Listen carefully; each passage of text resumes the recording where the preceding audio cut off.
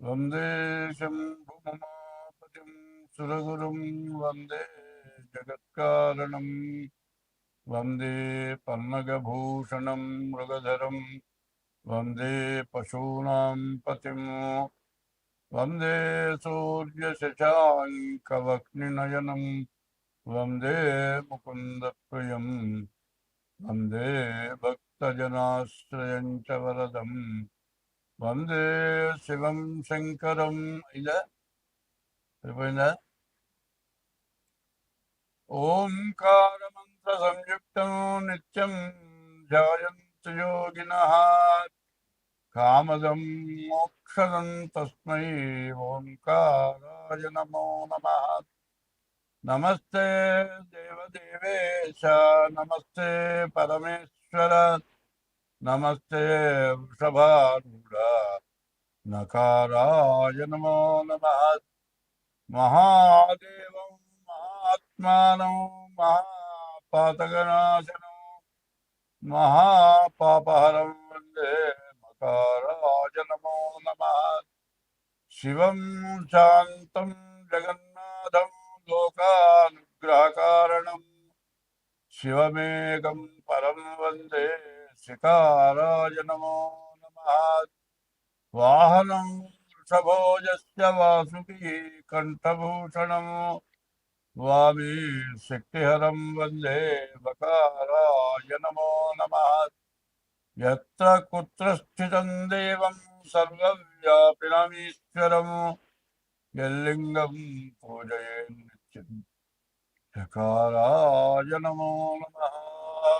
2026 సంవత్సరం ఆగస్టు నెల 6వ రాశి కన్యారాశి.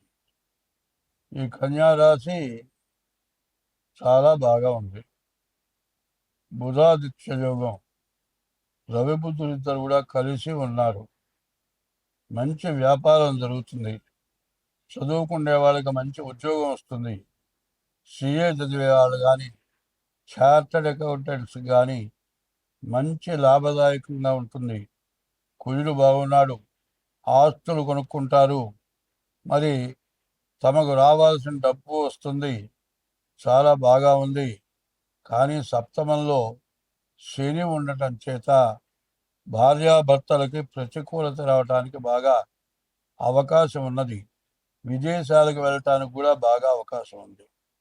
కానీ రాహుకేతువుల మధ్యలో గ్రహాలు పట్టడం కాలసర్ప దోషం. సప్తమంలో కుజుడు పడటం ఒక దోషం.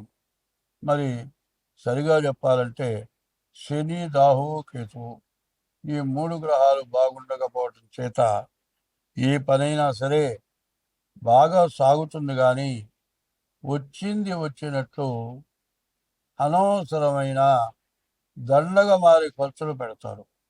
అది మాత్రం గుర్తుపెట్టుకోవాలి. బంగారం కొనుక్కుంటే సొమ్ము మిగులుతుంది. అనవసరమైన ఫ్యాన్సీ ఐటమ్స్ ఇట్లాంటివి దండగా మారి కొని మరి భోగం కోసమని కార్లు కొనటం ఇట్లాంటివి కొని తర్వాత ఇబ్బంది వచ్చినప్పుడు డబ్బులు లేక ఇబ్బంది పడే పరిస్థితి వస్తుంది. కాబట్టి ఈ కన్యారాశి వాళ్ళు చాలా జాగ్రత్తగా ఉండాలి. ఉన్న అన్ని రాశుల్లోకి కూడా కన్యారాశి చాలా బాగుంది. ఈ కన్యారాశికి ఎదురు లేదు. సరిగా చెప్పాలంటే ఈ కన్యారాశికి 5 గ్రహాలు బాగున్నాయి. 5 గ్రహాలు బాగున్న రాశి ఇంతవరకు ఏది కనపడలేదు. ఈ రాశి వాళ్ళు ఇది గోచారం చెబుతూ ఉన్నా. ఈ గోచారమే కరెక్ట్ కాదు. ఎందుకంటే డేట్ ఆఫ్ బర్త్ ద్వారా జన్మ లగ్నం చూడాలి. జన్మ లగ్న రీత్యా మీ జాతకం చెప్పించుకోవాలి. అట్లా చెప్పినప్పుడే మీ యొక్క జాతకం పూర్తిగా ఉపయోగపడుతుంది. ఎందుకంటే ఎడంచెయ్యే కదా పనిచేయటం లేదంటే సరిపోలే. ఇప్పుడు ఒక పెద్ద బిందె తీసుకోవాలి. నీళ్ళు బిందె తీసుకోవాలి అంటే 2 చేతులతో పట్టుకుంటేనే బిందె లోపలికి వస్తుంది. అదే ఒక చేత్తో బిందె తీసుకొస్తే సగం నీళ్లు పైన పోతాయి. అట్లాగే ఇప్పుడు ఉన్న జాతకాన్ని బట్టి గోచారం బాగుంది. గ్రహచారం అనేది 2వ జన్మలగ్న రీత్యా వస్తుంది. గ్రహచారం కుడి చేయి లెక్క, గోచారం ఎడం చేయి లెక్క. కాబట్టి ఈ రాశి వాళ్ళు ముందు జాగ్రత్తగా డేట్ ఆఫ్ బర్త్ ద్వారా తప్పనిసరిగా జాతకం చూపించుకోండి. అట్లా లేకపోతే హస్త సాముద్రిక ద్వారా జాతకం చూపించుకోండి. ఈ సంవత్సరంలో ఇంత లాభం పొందేవాళ్ళు ఎవ్వరూ లేరు.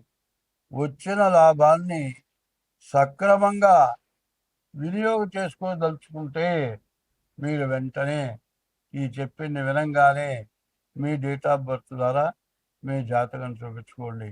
జన్మలగ్న రీత్యా ఏమన్నా దోషాలుంటే దోషాలకి తగినటువంటి శాంతి చేసుకోండి.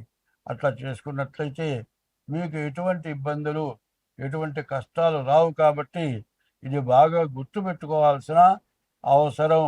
రవి బుధులు కలిసి ఉండటం అనేది చాలా గొప్ప విశేషం.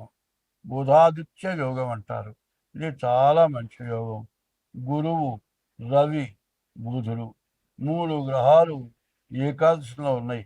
దశమంలో కుజుడున్నాడు. కాబట్టి మీ మంచి యోగాన్ని మీరు బాగు చేసుకోవాలి అనేటట్లయితే తప్పనిసరిగా మీ జాతకం చూపించుకోండి. స్వస్తి.